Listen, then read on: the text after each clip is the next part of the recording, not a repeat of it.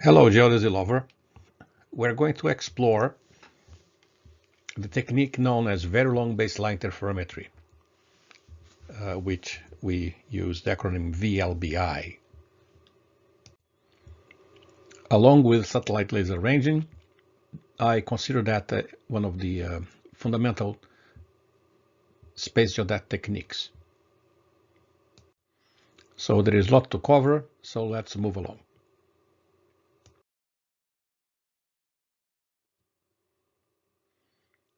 What happens is that we take advantage of the atmospheric opacity.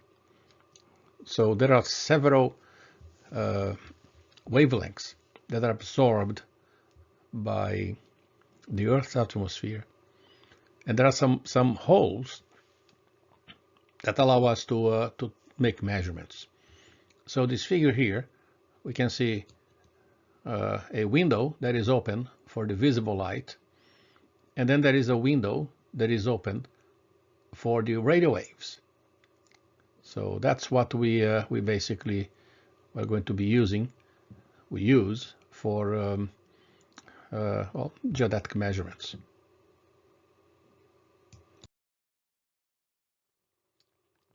So here's some text. The Earth's atmosphere absorbs most of the radiation that comes from space in most of the electromagnetic spectrum. Okay, so the lines at the top of that figure indicate where the full absorption takes place.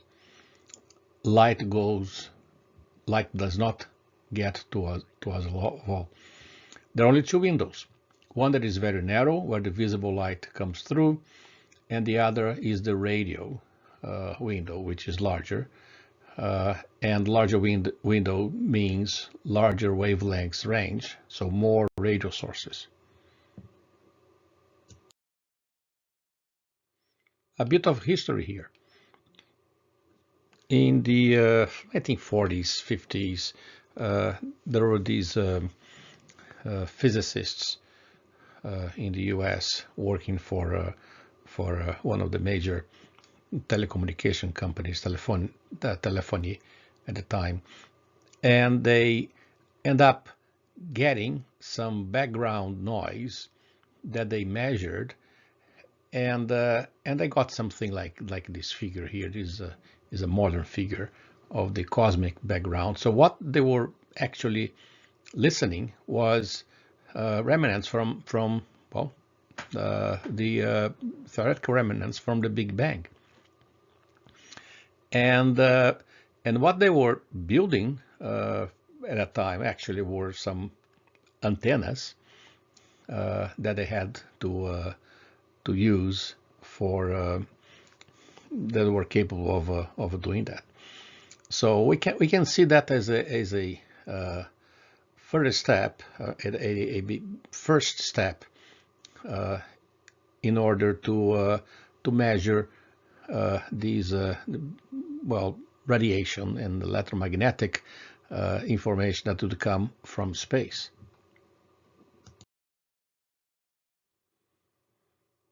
And here something that is very important, the word quasar.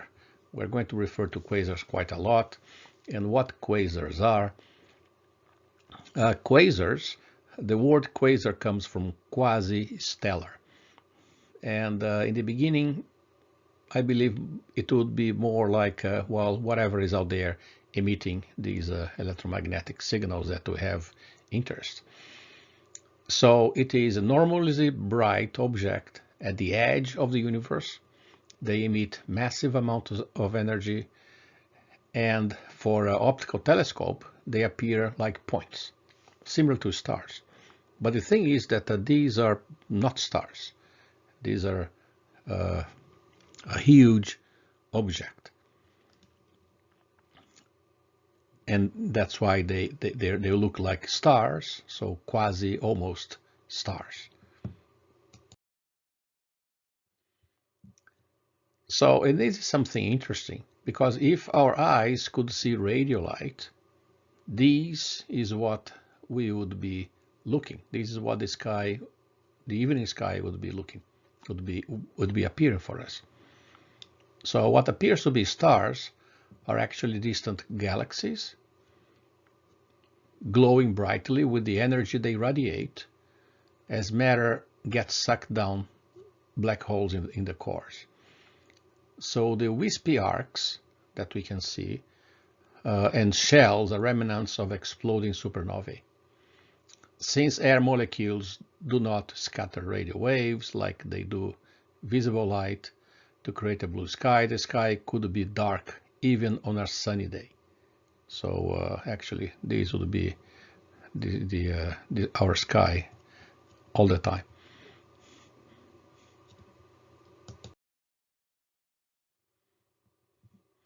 And one interesting thing is that a radio image tells us more about something than an optical image. So here's on the left an example of an optical image of a galaxy, and here we can see the radio image that we see. Well, I'm not quite sure if this is a galaxy, as a matter of fact. It looks like, and these, but you see some mass ejection here. So we can see more on the optical star. I have to go back to the link to make sure what that is, but another time.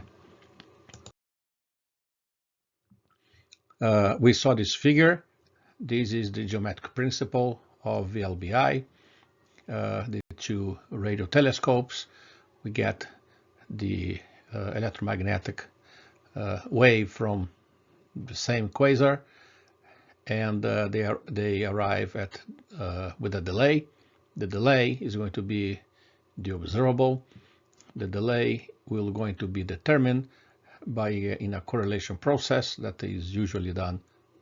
Well, it is done afterwards. That is attempts of doing they call eVLBI, try to have the information transmitted by the internet. But the process, nonetheless, is that a cross correlation between these two signals will indicate the delay. Okay, and we have these hydrogen masers that are collocated with the radio telescopes. So basically, our observable represents the difference in time when a particular portion of the electromagnetic wave arrived at first at 1 and then at 2. So VLBI, it started from radio interferometry. So radio interferometry with the elements connected, and then we start to have so that would be baseline interferometry. Then you start to have long baseline interferometry and very long baseline interferometry. In the 1960s, we start to use these tape recorders and making use of the high stability atomic frequencies. And since then, geophysical applications have been explored. We have here the first experiments done by the MIT and Haystack groups on the baseline between Haystack to Green Bank. We have to say that Canada played a pivotal role in the development of VLBI.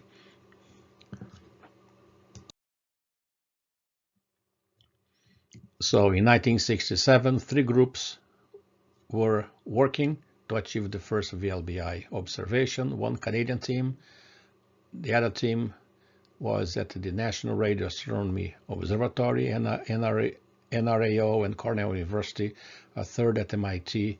At the same time, the Russians were also working on the development of VLBI. So that was Cold War afterwards. After all, the Soviets and the Americans, they're fighting these catch ketchup, hot dog and ketchup war. So the big development was the MKI system, which we're recording at 0.72 megabits per second. Okay, that was the state of the art. Today we get gigabits per second. So the bandwidth synthesis technique that helping the cross correlation came after that. Well, alongside it's the whole this is an improvement of the technique. First, baseline lengths of transatlantic range. This is the Haystack. Haystack is in the northeast US, and Onsala in Sweden. And what we see here are the determinations of the baseline, and we have the points, we have the error bars indicating the uncertainty. So these are specific campaigns that took place from 1980 all the way to 1984, and the slope here would indicate how much the two baselines were getting farther away. They're getting farther away at a rate of 17 plus or minus 2 millimeters per year. So again, Vlbi became a very important technique. So we're getting baselines with millimeter that we can distinguish millimetric movements already in the 1970s. Okay. This is Westford and Wetzel. Westford is also in the US. Wetzel is in Germany, and the baseline from 84 to 2010 obtained by this Czech researcher Krashna. And what she tells us here is basically different campaigns, and there is a line fit indicating a displacement. This is actually how much the station Westford and the station Wetzel are getting further apart by 16.91 millimeters per year, with a uncertainty of 0.03 millimeters per year. Quite good.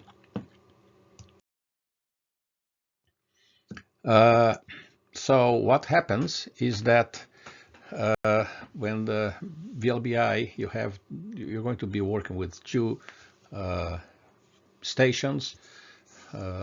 You may be working with more stations if you have a full network. So the scheduling has to be done, and the scheduling, of course, is going to be not just defining when the session starts and so on, the session ends, but also what what quasars are going to be observed and for how long. So there are some packages that I can do that automatically today. So basically at any instant, different subsets of antennas will be observing different sources. And here implies that we have several antennas working together. All observations to one source form a scan, and different integration techniques need to be considered.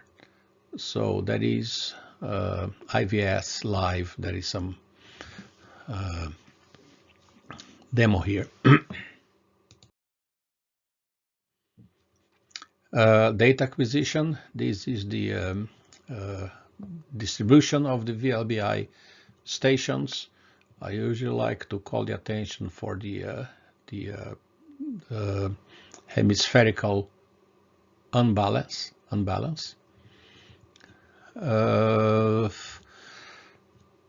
So, what people try to do is try to do a huge campaign in which, because you see, these radio telescopes are used also for astronomy, not just for geodesy and for astrometry. So we have to schedule. That's why it's important, the scheduling in such a way that most of them will be available, and then there will be subsets of them will be observing different quasars simultaneously. Radio telescope is this big thing here. This is Wetzel, I think, in Germany. So the signal first arrives at the primary paraboloidal dish. So this is the dish, okay, and finally enters the feed horn, which is this guy here. So this is actually the antenna.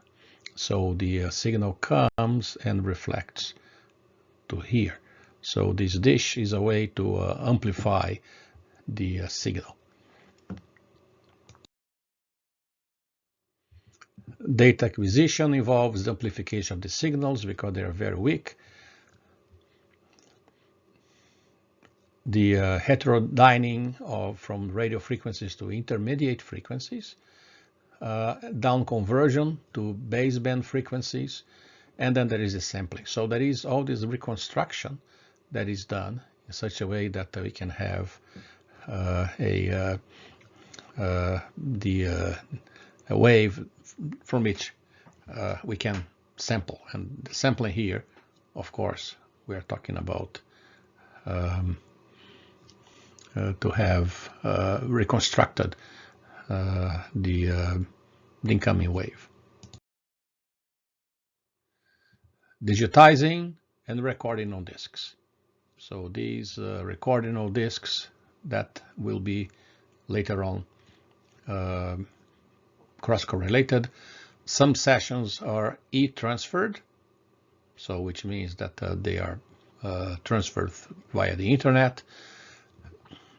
Here we have a figure from the Onsala Space Observatory.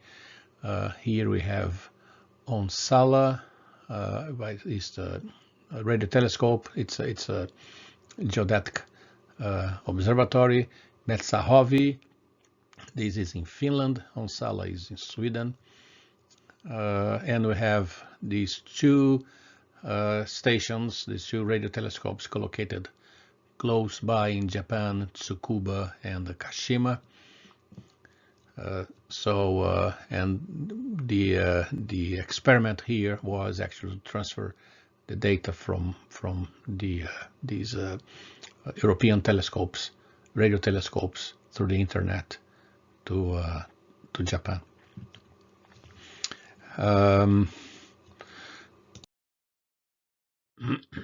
So the atomic clocks, hydrogen maser, that are stable to 10 to minus 14 within an interval of 50 minutes. So here, this is the atomic standard, atomic frequency standard. The correlation, well, not going into that much, but the whole idea is that the two signals will be compared, and when there is a peak, indicates that they correlate. Okay, and and then the peak between them, then we know what portion of the signal they are, and then the delay can be determined.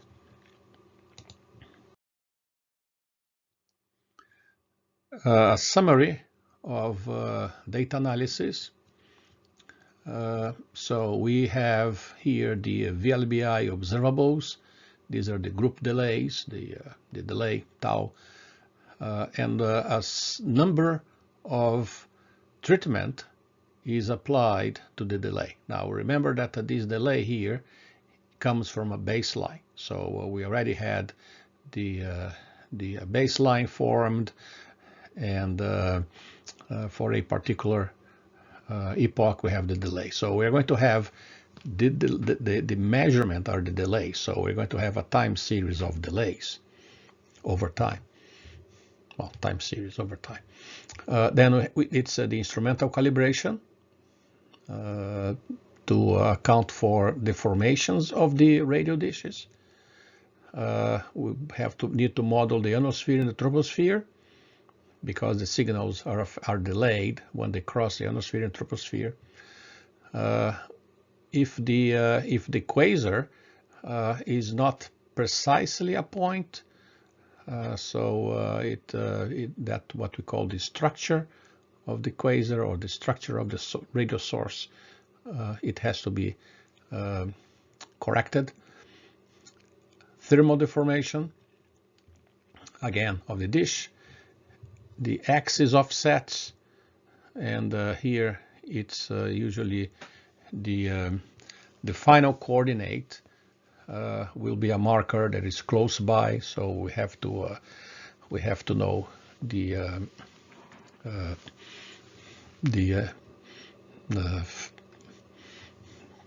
distance, the components between these the antenna and the marker.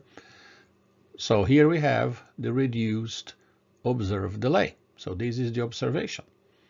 And what we have to do to go to a least squares adjustment, we have to compare that with the theoretical delay.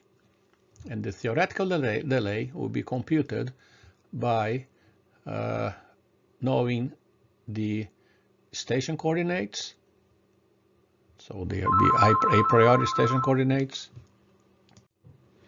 So we know the coordinates of the station, we have the direction of the source, okay?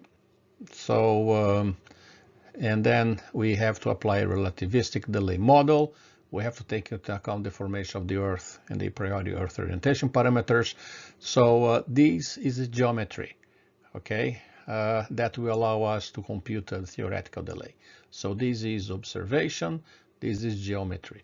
So basically satisfying the model observed minus geometrical might computed. So this goes through a least squares adjustment. We may have single sessions, basically just a baseline. So we're going to have station coordinates, the coordinates of the source, corrections to those, Earth orientation parameters, tropospheric estimates, clock parameters, because we can still estimate a clock offset between the atomic clocks. Okay, and these single sessions can feed a global solution if you have a subset or the whole global network of Vlbi stations. And what we have in here, the terrestrial reference frame, contributions to terrestrial reference frame. So ITRFs are based upon, among other systems, Vlbi. Again, it's the best information for scale for the terrestrial reference frame. Also, the celestial reference frame, which is would be the directions of these quasars. Geodynamical parameters dealing with many aspects of the Earth, the formation, the deforming body, astronomical parameters. So this is a very, very important technique. The theoretical delays. Again, we have before calculating the before feeding the adjustment, we have to compute a delay that is theoretical. Okay, so and then we can basically parameterize by means of the observed delay being equal to the theoretical delay, and of course this mathematical model will be treated in a least squares adjustment, just usual least squares adjustment. Parameters that are usually used in terms of geophysical parameters comes from the International Earth Rotation Service conventions. For example, the thermal deformation, there is a model that could be applied to correct the thermal deformation of the radio dishes. And this is the mathematical model that link the observation, the geometry, and these are other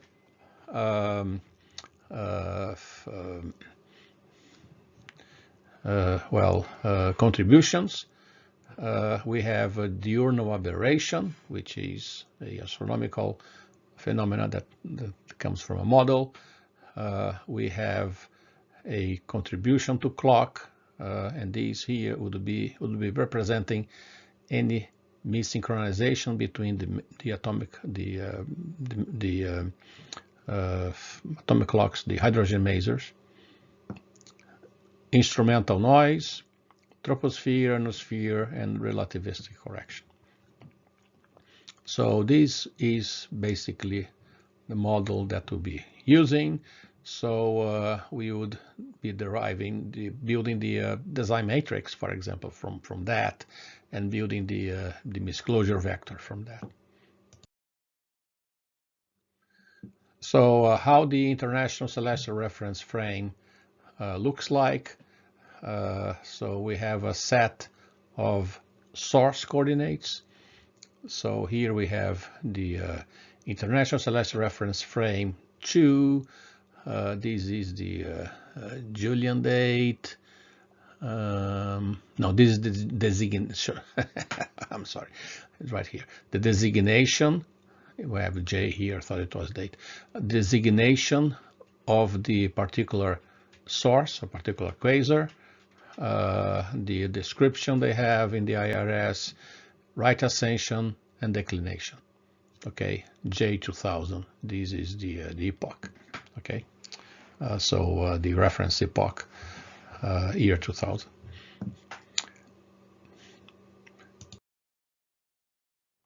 Station coordinates. We could get the station coordinates at the epoch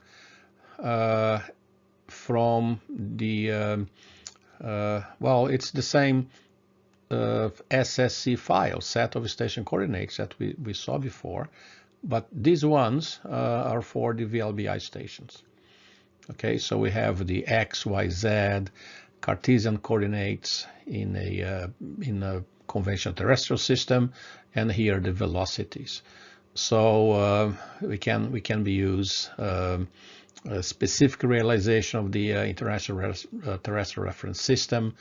Vlbi, like IGS, used to have their own subset, but now they're stick thoroughly with the ITRF.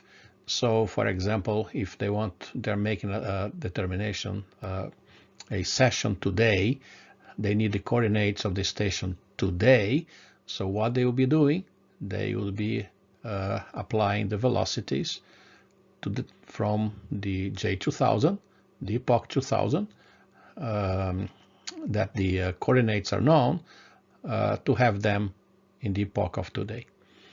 So we have to apply the time, TT here, the time, terrestrial time, and also look into correcting for tides. Okay, so in such a way that you know the Earth moves with tides, and at this level of accuracy, it needs to be corrected. So position plus velocity yields the mean coordinates at the observation epoch. Periodic corrections to get closer to the coordinates, because if the session takes place over a week, the full observation session takes a week, we have to correct correct for the continuous effect of the solid tides, ocean tide loading, if that's the case, and we could even look at other tidal derived effects, the ocean pole tide loading and the tidal atmospheric loading. So these would be tides that are caused by variation of pressure, the atmospheric pressure. So these, of course, are we use models for all that. These are much smaller than these.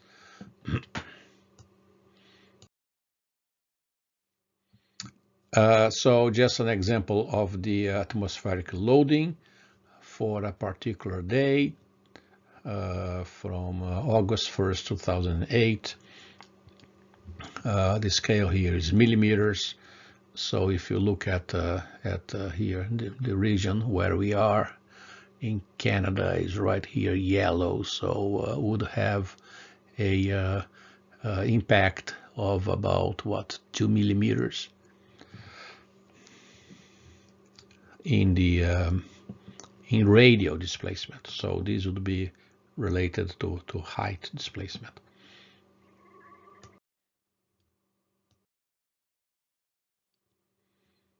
Okay, periodic corrections. Okay, atmospheric loading, ocean, non-tidal loading, and hydrology loading. So you see, these are, you need to have models of to see how much, say, extraction of water would be affecting the coordinates. If we are in a place that, say, we have a very heavy and distinct rainy season and dry season, we are going to have ups and downs of the crust. So yeah, these all would need to be taken into account.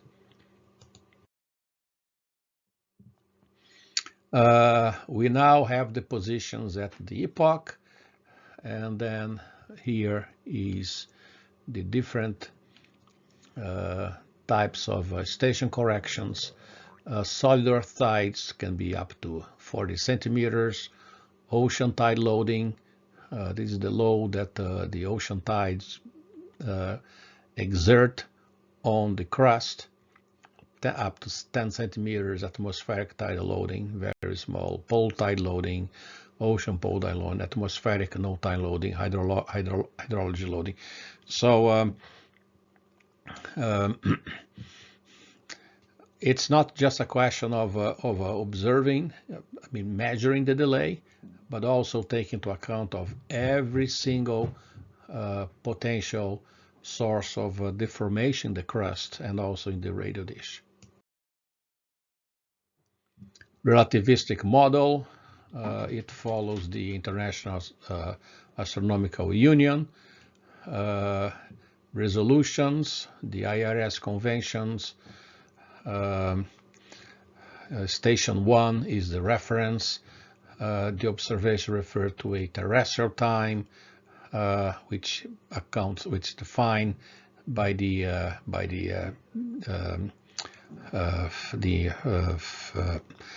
second in the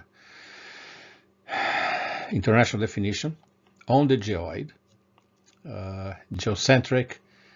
So because the observations, the stations are not on the geoid, there is a scale factor that needs to be applied. This is the SI.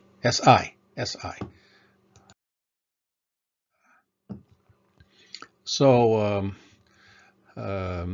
general relativistic model for the Vlbi time delay. We have the International Terrestrial System, which we have the baseline. We can then, knowing wobble and rotation, Earth rotation matrix, notation precession, we can refer to the celestial reference frame. Okay, Lorentz transformation, we have these body celestial reference system. Okay, system. So that's where the measurements are, the source, It's a barycentric celestial reference system. That means that the sources would be related to the center of mass of the solar system. Measurement, gravitational retardation. This is not, okay, no jokes. Retarded, baseline coordinates, baseline. So we have the delay, the Lorentz transformation, inverse, and you have now the delay in a terrestrial time frame. So which means that these would be all related according to the international second, to the second as defined in the on the geoid. Antenna deformation. Antenna may deform due to snow and ice, gravitational deformation because of the weight, and also thermal deformation because of the antenna is very large, so the sunshine will be heating up the antenna differently. We may have shadows that are projected by the antenna itself. So, and here is a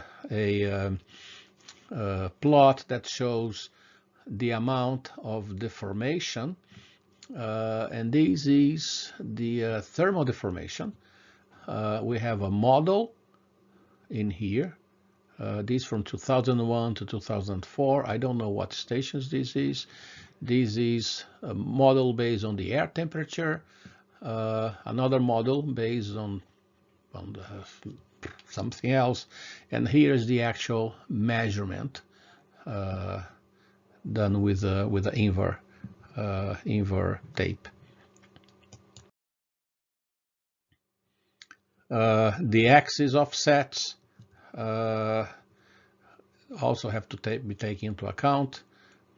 The station, again, the measurements are related to the antenna. There is a Vlbi reference point, and this Vlbi reference point will be related to a point on the ground where we can have, for example, a GNSS station. So these all have to be taken into account. Source structure, as I mentioned to you, the source may be slightly larger than a point, and if this is the case, a correction should be applied. Now, the fundamental sources or the fundamental quasars that are chosen in such a way that they don't have a structure. So there are about 300 sources out of the I don't know, 3,000 that are mapped, that are considered to be structureless. So they're so far away that the structure cannot be seen. But in other cases, that's not the case. So it has to be applied a correction. Least squares adjustment. We can use the classical adjustment, the Gauss-Markov model. That's the classical adjustment. We can use a common filter, collocation, another technique. And of course, we're minimizing the square sum of the weighted residuals. The models are similar, the way they are formed, L equals to Fx. Just how we are going to treat them would be different, but they all would have to build a observation equation, linearized model. So here we have a observation equation in the parametric model, design matrix. So the design matrix would be the same for either the classical least squares or common filter or collocation. Here is the correction to the parameters, depending on what parameters you're estimating, observations, residual. And here we have derivatives with respect to the real observation And with respect to pseudo observation, this is actually the theoretical, okay, the ones that come from the geometry. We need a weight matrix, and again, it is one of the big problems how to get a realistic covariance matrix for the observations and then invert it to have a weight matrix. So in this case here, we are having zero correlation between the actual observations and the pseudo observation, which makes sense. Makes sense. Auxiliary parameters that we can also estimate, the clocks. Usually the clocks will be modeled as a drift. Okay, so these would be they'll be treated as a polynomial, for example, so quadratic functions plus a piecewise linear offsets, and they'll be all with reference to a particular clock, zenith by delays, and gradients of the zenith delay.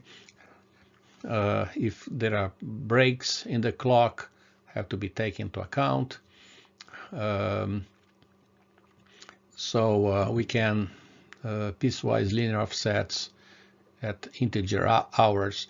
So we can consider that these one parameter for every hour. That's essentially what it is. So which means we could be estimating clocks parameters that would represent end of the clocks and zenith that would represent the estimate correction for every hour, for example. And of course, there would be the normal equation. The normal equation. They can be used if you want to combine with other space geodet techniques, which is the case when they use when integrate different solutions from different techniques like Vlbi, GNSS, Doris, SLR to compute an ITRF. The information that comes is from each technique is the normal equation that was used in their adjustment.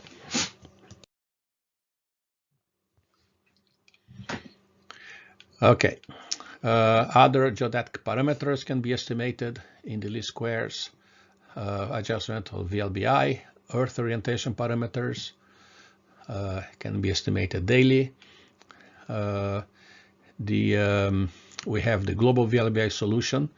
So for station coordinates and source coordinates, and the other auxiliary parameters can be reduced, which means that we could not necessarily estimate them, but treat them as a nuisance parameters.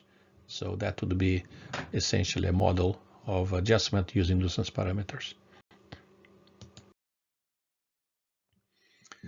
Results from geodetic VLBI and the IVS. IVS is the International VLBI Service. So which is all these different groups that run the radio telescopes. They got together under the auspices of the International Association of Geodesy, and they operate as a service for geodesy and astrometry. So this is basically a structure of this international VLBI service.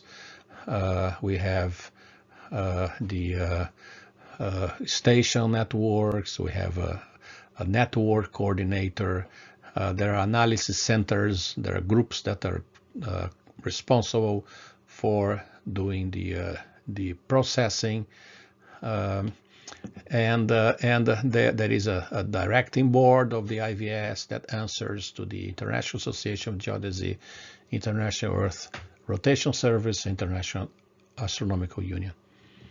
So this is a little bit of let's call scientific networking, and in such a way that that all the radio telescopes work together.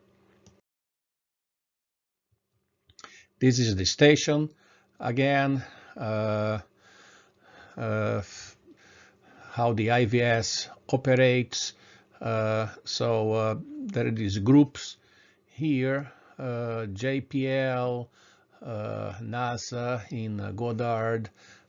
We have the group in Sweden, the group in Russia. You have the Germans, you have the French, and we have other countries, Japan. So there are a number of countries that are groups involved in VLBI. Unfortunately, Canada, which was involved in the development of VLBI and was very heavy with VLBI measurements for a long time, the government, federal government, decided to take Canada out of the picture because they thought that there would be no benefit for the taxpayer. So that's the sad reality.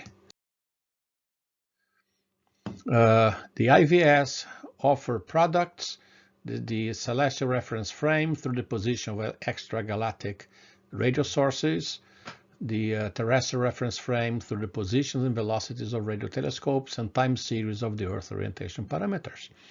So, which means that the Earth orientation parameters that we use, they will be coming mostly from VLBI. That's the problem, that VLBI doesn't operate continuously. It operates in sessions, in campaigns.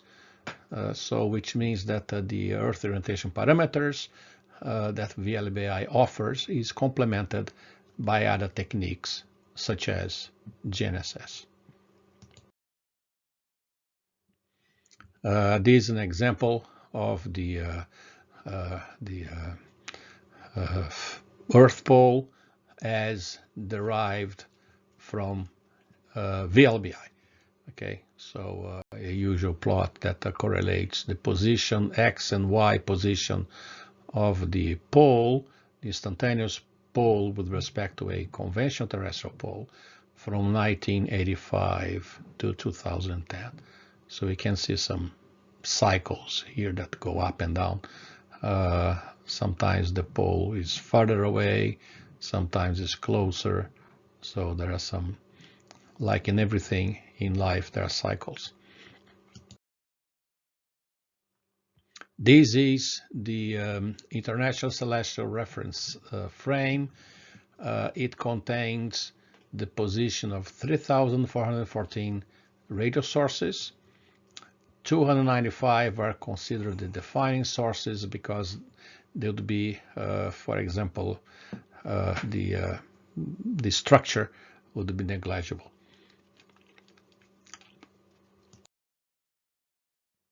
So this is essentially the same thing, just indicating that the second, stressing the fact that the second realization, we have the 295 defining quasars. Okay, so selected based on positional stability and the lack of extensive intrinsic source structure. Results from geodetic VLBI and the International VLBI Service. VLBI contributes to the realization of the International Terrestrial Reference Frame by measuring long intercontinental baselines. Compared to satellite techniques, VLBI has the principal advantage that its realization of the scale only depends on the speed of light and not on the GM. This is a product of the gravitational constant and the mass of the Earth. And it does not depend also on the height of the satellites. This is an example of the type of accuracy that VLBI offers. So polar motion, the accuracy is between 50 and 80 microarc seconds over a 1-day resolution. Earth rotation is accurate to 3 and 5 microseconds over 1 day. This is a difference between atomic time and rotational time, between 15 and 20 microarc seconds for a resolution of 1 day. The celestial pole, accuracy of 50 microarc seconds, 1 day, and the accuracy of the terrestrial reference frame, the celestial reference frame, is 5 millimeter for the terrestrial, and between 40 and 250 microarc seconds for the celestial reference frame. Vlbi is part of the global observing system that's called VIGOS. That is the development of a next generation Vlbi, and it follows recommendations of from a working group. They want to have better antennas dish, better modeling of the deformations. They want to have 1 millimeter position, station coordinates, continuous measurements, and a turnaround time to geodetic results of less than 24 hours. So, which means we have the results of all those parameters we talked about after 24 hours after the time was collected. So this is an ongoing project. Here is a, a little bit of the blurb that they used to advertise these developments, and also how to treat with new parameters like tropospheric turbulence, and they want to have antennas that work faster, broadband system, higher data rate. They also like to have smaller antennas in such a way that the network could be augmented, more automation, and better software correlation. Here, Wetzel is a model. Wetzel is a geodetic observatory in Germany, in Bavaria. I think it's Bavaria. If not, it's close to Bavaria. So we can see here some dishes.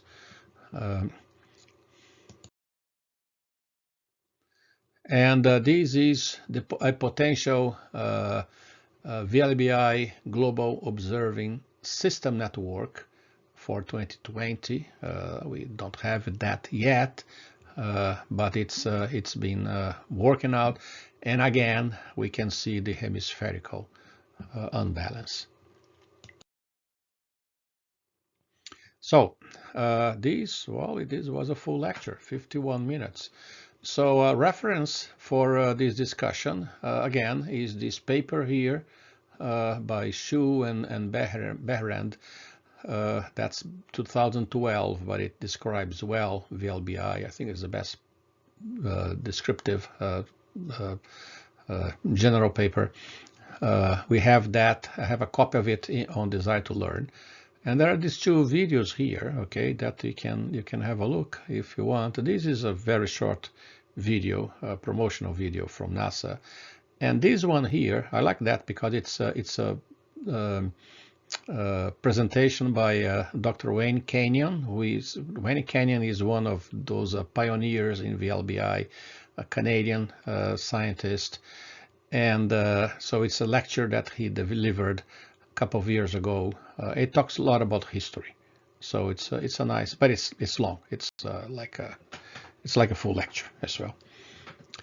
Okay, so I think that is all for now, and I wish you all the best and talk to you later. Bye-bye.